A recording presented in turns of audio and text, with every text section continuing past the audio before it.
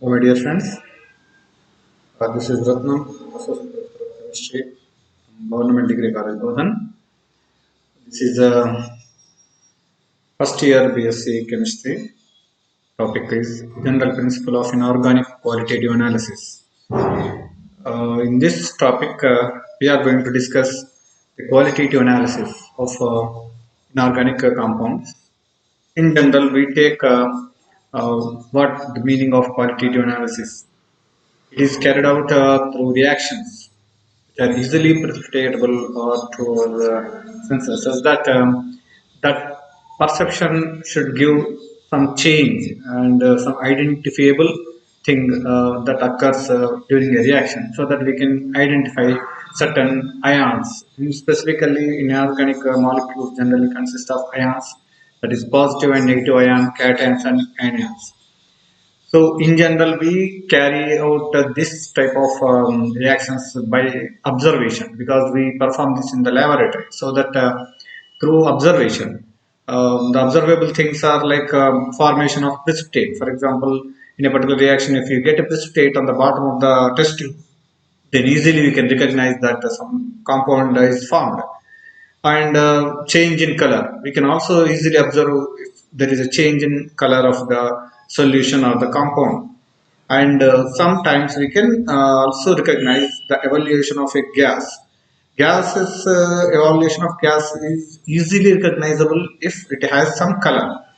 If it is colorless gas, then we need to check with the odor, with smell, which is not possible all the time, because it is dangerous to have a smell in the laboratory, because some chemical may be harmful to our body. So evaluation of gas checking, if it is colorless. If it is colorful, we can easily recognize, but if it is colorless, then we need to check by some other test. So in such a way, some reactions will give you a observable things, so that we can easily check whether the reaction is positive or negative. So based on the test reaction test, we can recognize or we can identify and also confirm the uh, compounds or molecules which we are expecting, the elements specifically here. The systematic analysis of inorganic salts involves a few steps there. Here we take up only salt. Salt consists of two ions. We know the definition of salt is that which dissociates into ions when it is in the liquid form. So in the solid form, anyhow, ions are not separated, but when it enters into some solvent, then ions are separated. Such things are called salts. So it has both ions, cation and anion. Cation means positively charged ion, anion means negatively charged ion. And what are the different things which we come across uh, in the identification and confirmation of ions in the laboratory? So first of all, we take up preliminary examination of the salt, whatever given. So we have to check the solid of the salt, and we have to check whether it is soluble in water. If it is not soluble in water, we have to check whether it is soluble in hot water. So like that, we have to check the solubility first, and we have to check the color of the salt. And sometimes even we can check if it is ammonia like salt, even by smell, by odor also we can easily check that. And determination of anions with the different reactions that we generally come across. And after the identification of the ion which is present there, then we have to confirm that ion. And after that, we have to determine the cation, that is identification of cations, and after it is the confirmation of cation. In general, what are the anions and what are the cations which we generally come across?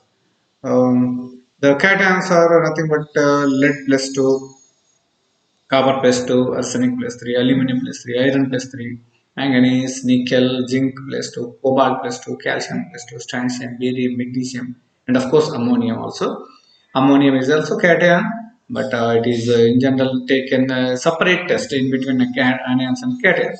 Anions are like carbonate, sulfite, sulfate, SO4 minus 2, NO2 minus, NO3 minus, that's nitrate, nitrite, and Cl minus chloride, bromide, iodide, phosphate, oxalate, and borate, acetate. There are so many anions and cations which we generally come across. Whenever we take this anions, we know already that anions have this tendency of having negative charge. So we generally take up anions are contributed by acids. Therefore, they are called acid radicals. So in general, we call that anions acid radicals because after losing of that some protons, acids, proton once proton is lost, then whatever the remaining part is called as anion, isn't it? So that's why they are called acid radicals. They are generated from acids, just like HCl loses H plus and gives Cl minus. So we call Cl minus as anion. So that's why we call it as Cl minus as acid radical. So this is how we generalize anions. Then, how to prepare the test solution? Test solution can be prepared in two different forms. If most of the cases, then we prepare with water, that is what we call as water extract. If the compound is soluble in water, then we can prepare water extract. Because basically, the test solution means the compound must be soluble in particular solvent. It should be in the liquid form. So that is the reason why we need the solution of the given salt. So we have to check whether it is soluble in particular water or not. If it is soluble in water, then we can take the extract by dissolving the salt in the distilled water, and we take that directly. If it is not soluble in water, then we need to go for what extract preparation by using sodium carbonate, which is called sodium carbonate extract. So this is applicable whenever the compound is not soluble in water. For that, we need to take 1 gram of the given compound, that is the salt, is taken, whether it is a single salt, it may be combination of two salts. We'll take that and add 2 grams of sodium carbonate in distilled water and then heat it for 10 to 15 minutes. And then after that, you just separate it, and whatever the filtrate is taken out, that is called the liquid portion. It's called sodium extract of the given sample. So this is how we prepare the sodium extract whenever the compound is not soluble in the water. Classification of anions. Let us first of all take anions and its classification and the separation, different tests which are the most likely to use it to identify and confirm. After that, we will taking up cations. Now, in the part of anions, um, different majorly based on some conditions and what type of reactions they undergo, their interaction with acids. Based on that, the classification is there. First one, that whenever there are anions which evolve gases by simple reaction with the dilute HCl or dilute H2SO4, that is, with the dilute acids, gases are evolved.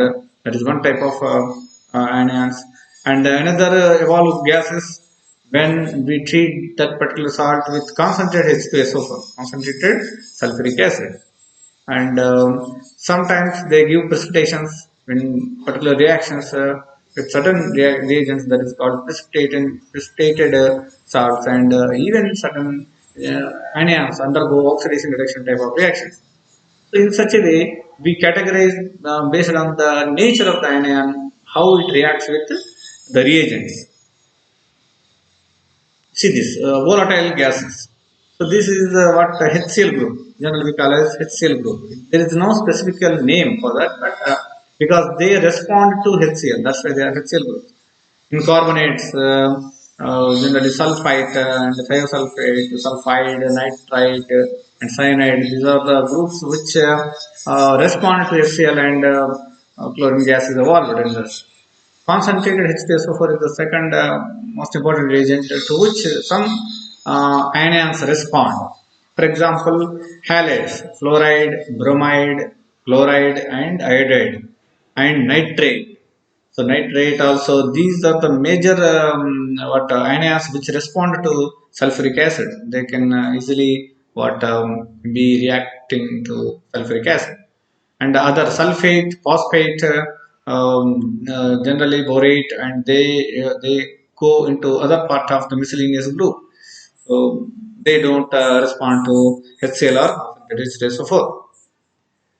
So this is how we generally we expect the reactions. For example, carbonate is there, hydrogen carbonate is there, that is bicarbonate or sulfite, thiosulfite, sulfide, nitrite, cyanide. So what we expect the gases when these compounds when react with dilute HCl, in general the carbon dioxide, if it is carbonate, and if it is sulfite, sulfur dioxide is sulfide, then H2S gas is what evolved, and if it is nitrite, then NO2 gas is evolving, and if it is cyanide, HCN is evolving.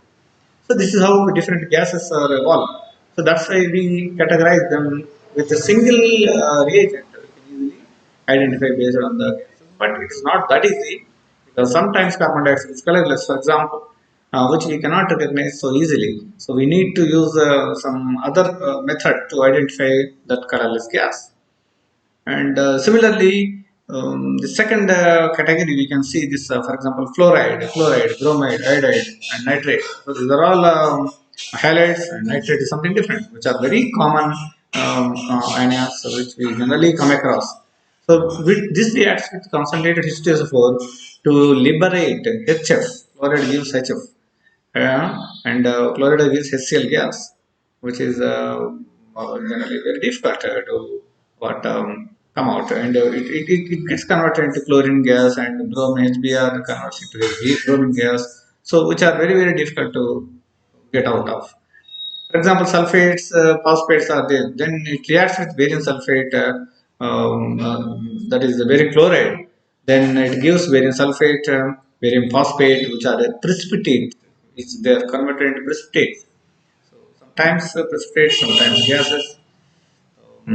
Already we had a discussion on this extract, sodium carbonate extract. So this is the most important thing. Whenever the given salt is not soluble in water, then we need to prepare the solution by using sodium carbonate, and that is how we call it as sodium carbonate extract. That is nothing but take the salt, add sodium carbonate, and we have to mix up that by adding water. This water, then boil that particular combination mixture, and after a certain 10-15 minutes, just you remove that salt, and the extract we get, that liquid portion is called sodium carbonate extract. Now let us take up these what anions one by one. How and what are the reactions involved in this particular anions? For example, we will taking this carbonate, the first test, carbonate. Carbonate, already we know that it responds to dilute HCl. How whenever you take a test tube, and to that test tube take the salt, if it is there carbonate, then add dilute HCl to that. We have to prepare salt solution for that. First of all, to that dilute HCl is added, or dilute sulfuric acid can be added, whatever it is, because any dilute acid reacts with carbonate to liberate carbon dioxide. So the most important thing, that carbon dioxide is released. So carbon dioxide is a colorless gas. You can see that H plus acid when reacts with carbonate, CO3 minus 2 gives rise to water plus CO2 minus CO2, carbon dioxide here. You can see this reaction. So this is how the reaction proceeds. So in any acid, dilute acid, the reaction proceeds. Of course, concentrated acids can be used, but it violently reacts. So simple dilute acids can be used here. Carbon dioxide evolution is taken. Then, but how can we say that it is carbon dioxide? Because it is colorless, so we cannot see that gas is coming out.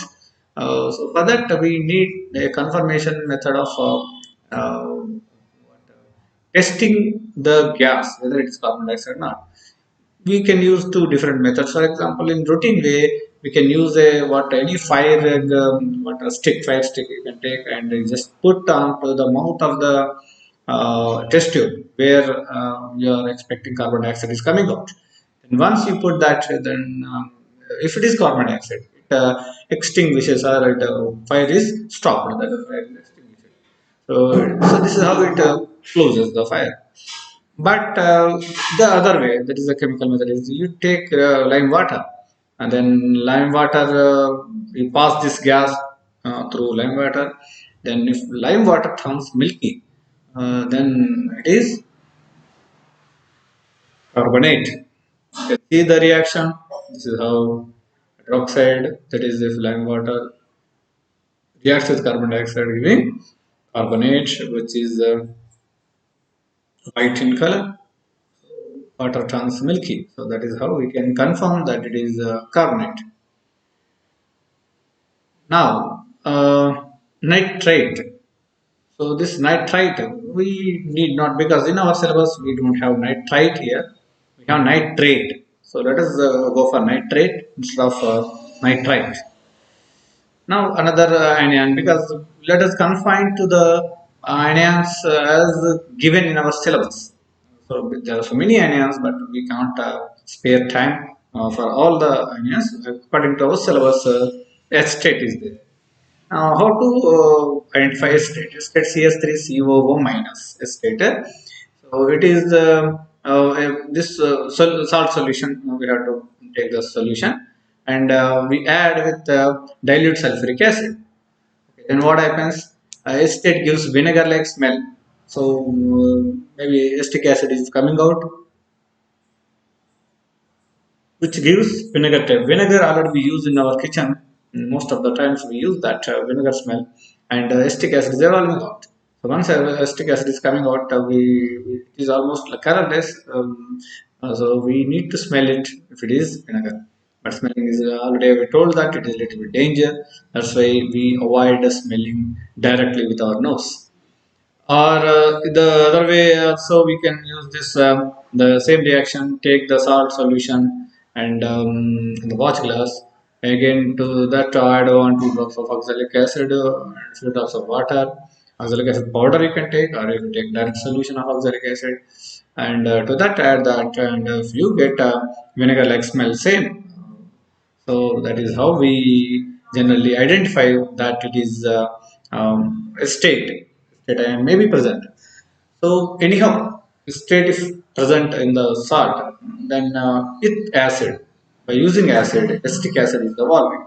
So that is what we generally consider. Then how to confirm that it is a state? Then the confirmation test is 1 ml of water or soda extract, that is what we take here, is neutralized with dilute acetic acid followed by addition of ferric chloride solution. Then you just take this and add a ferric chloride. If it is a state solution, take ferric chloride, neutral ferric chloride mostly. Then it gives a very deep red colored state is obtained, which gives nothing but the formation of complex. It is the formation of complex which the reaction is given here.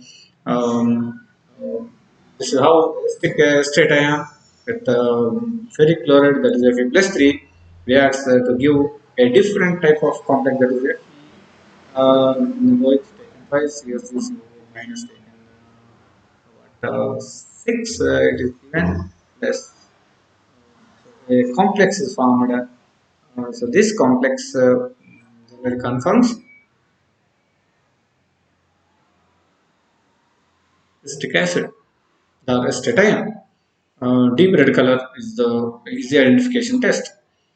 In the previous case also we see the reaction that state reaction with sulfuric acid or any acid gives the acetic acid plus the remaining part. So these are the reactions to identify. So simple acid reaction to test the vinegar smell is the identification test.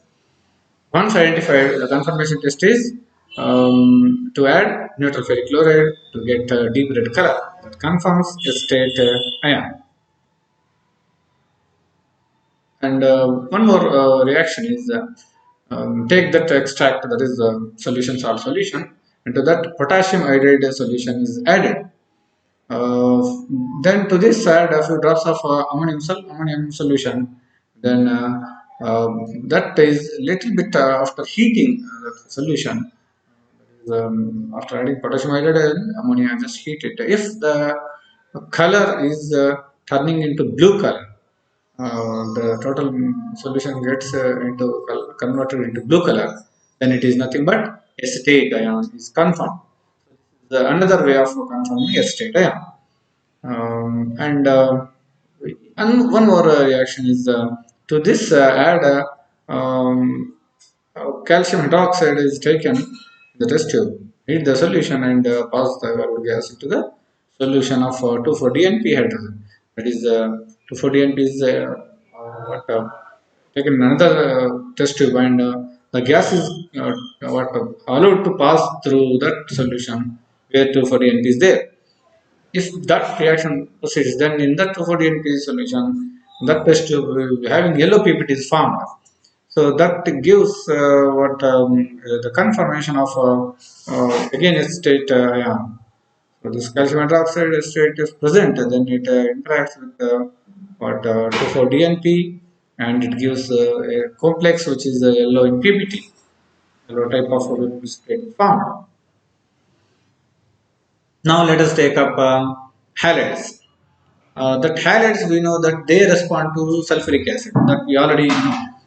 Whenever sulfuric acid reaction takes place here, then generally that you see this, when sulfuric acid is formed, reacts with chloride, then it gives chlorine HCl gas is evolved, which is almost colorless. We can't find whether it is colorful or not. So it's not that easy because the gas is evolving is very difficult to. In case there is, if it is not possible to identify whether it is because almost it says that greenish yellow, but it's very difficult to whether it is white color or not. A slight yellowish shade is there, but it's very difficult to identify. We can take another test which is simple by taking silver nitrate, because silver nitrate is the one easy way of identifying chloride ion. Halogens can be easily traced by using silver nitrate. So sulfuric acid is one simple test and silver nitrate is another very simple test. Take the salt solution and to that add silver nitrate solution. If it is silver nitrate reacts with halide, then immediately silver halides are formed. That is, here in this particular case, silver nitrate reacts with chloride and gives to silver chloride. So silver chloride is what sparingly soluble, which is less soluble in water. Therefore, precipitate is formed. So easily white color precipitate is formed, which confirms that the salt is having chloride ion. So this precipitation is very easy, very simple. You can easily identify that. As in the previous example, the reaction with sulfuric acid, the evolution of gas is a little bit difficult to smell or identify the color, because now it looks like greenish yellow color and with pungent smell, which are very difficult to identify. And the reactions are like this: sodium chloride with reaction with sulfuric acid gives sodium bisulfate and HCl gas. HCl gas is evolved out, which is not that easy to identify on the laboratory. Whereas in the silver nitrate case, silver nitrate reaction with sodium chloride gives rise to silver chloride and sodium nitrate. So that is very simple reaction. You can easily identify that.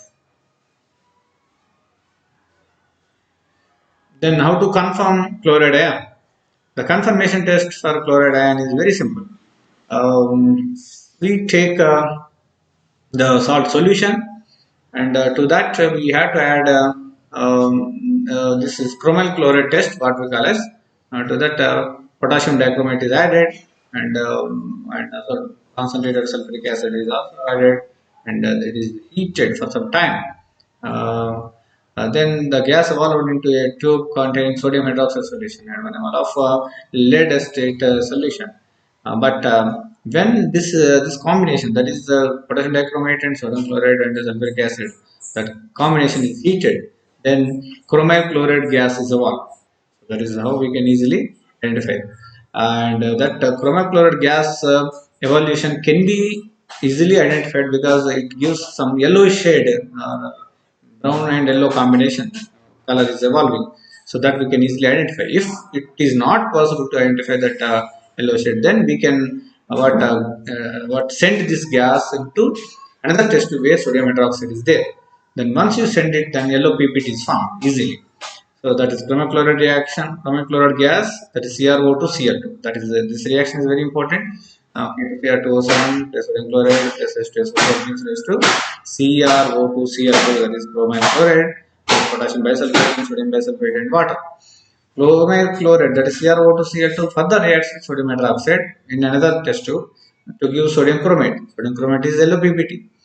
This is yellow PPT is formed, and that we can easily identify. Right. Lead acetate, if you add one drop of lead acetate, that gives yellow PPT with lead chromate, which is easy to identify. And bromide ion. Second is bromide, which is also very important from our syllabus point of view. Here also the reaction is very simple. That take the salt directly add the salt solution to this, add concentrated H2SO4. Then immediately some orange color, brownish orange color vapors evolve, which are very hard to smell. Very dangerously, gas will be evolving. It's nothing but HBr, hydrogen bromide.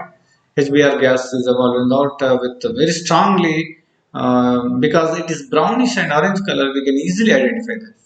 So this type of identifiable gases we can use from a distance. We need to observe because that is also very dangerous and harmful to the body. That's why we should keep a distance from. Don't smell that. Okay, so it is it gives what kind of what, identification of a bromide ion Br minus.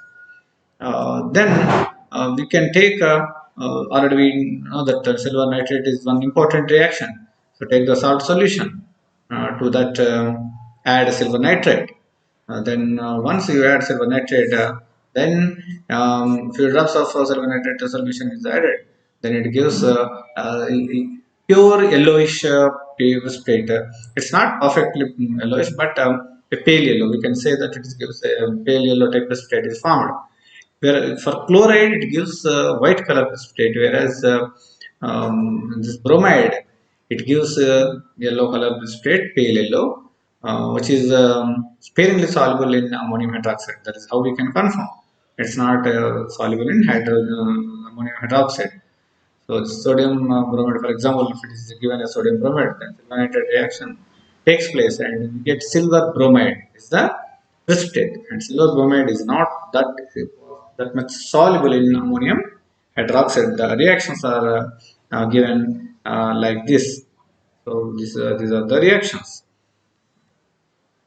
And iodide is also same type of reaction. That iodide also, that salt solution, to the salt solution we need to add what concentrated sulfuric acid. It gives violet color vapors evolved. So that violet color evolution of violet color vapor, which is very clearly visible, it confirms iodide, because in no other example we expect violet color gas evolving. So it is only iodide which gives violet color gases. And if you take silver nitrate test also, take the salt solution and to that add silver nitrate solution, then that gives more thick yellow color precipitate is formed, which confirms silver iodide. This is nothing but silver iodide. So this is how three highlights: chloride, bromide, iodide. Silver with silver nitrate, easy to recognize that silver gives silver chloride, which is white color, and silver bromide yellow color. Silver iodide, it is thick yellow color, dark yellow color. So precipitates can be identified. And if you take sulfuric acid, chloride gives HCl gas, which is colorless, and bromide gives HBr, which is brownish color or orange color, and iodide gives violet color HI, which can easily be identified. And for confirmation of iodide, we use another reaction with carbon tetrachloride or chloroform, and nitric acid is added to that. After heating, we get what violet color again is formed due to formation of HA. This is how we can confirm. Nitrate. This is again according to our syllabus. This is also very important anion. Nitrate NO3 minus. This nitrate identification test is also with sulfuric acid. So salt solution is taken, so that concentrated sulfuric acid is added, and we get a very light brownish fumes are there. Here the brown color gas is evolving, but it is very light brown color. So that is the only difference between bromide and nitrate. So here once this reaction proceeds, nitrate reacts with sulfuric acid gives sodium bisulfate and solution gives rise to NO2. This gas is nothing but uh, and NO2 gas is evolved. Nitrogen dioxide gas is evolved, and it comes out as a brownish color. So that gives a nitrate reaction. Next, brown ring test, a very famous reaction which we have to know that we need to take 1 ml of water soluble or the solution, salt solution, and so dilute sulfuric acid is added to this, and 2-3 ml of freshly prepared for the sulfate solution is added. Then add concentrated sulfuric acid slowly along the test tube. So before adding sulfuric acid, we need to take the warm solution because some heating is required. If required, sometimes it gives even in cold condition, but most of the times after heating only we get this particular test. So this when sulfuric acid is added across the what test tube, then at the junction of two layers, a brown color ring is formed. Ring, which is nothing but with the formula you can see this the reaction is FeSO4 NO3. This is how we get rainbow FeSO4 NO. That is a complex type reaction is formed, and that complex gives a brown color ring. It is the complex formation. So this test is very famous to identify nitrate ion NO3 minus. So this confirms nitrate ion. So simple reactions with sulfuric acid, brown color fumes are coming out, and with the brown ring test, we get brown color ring formation at the junction of two layers. Now, other important reactions and ions we consider the sulfate SO4 minus 2. Sulfate is also sulfite, sulfate. There are two. SO3 minus 2 is the sulfite, SO4 minus 2 sulfate. We need to be very careful. For this very simple reaction, by barium chloride. So take the salt solution and to that add what barium chloride.